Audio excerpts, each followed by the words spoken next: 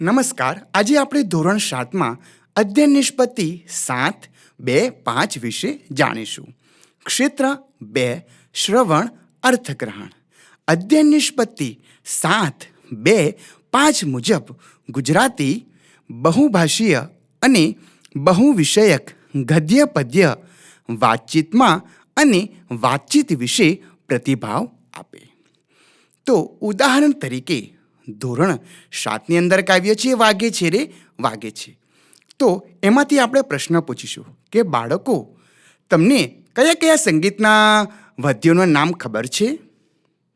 અન્ય એક સવાલ કે બાળકો, તમે ક્યારે કોઈ પ્રવાસ કર્યો છે તો પ્રવાસ વિશે જણાવો. તો જ્યારે પણ બાળકોની વિચારણા કે અનુભવને આધારે લગતા પ્રશ્નો પૂછવામાં આવે ત્યારે અધ્યયન નિષ્પત્તિ લાગુ પાડવામાં આવે છે. આભાર.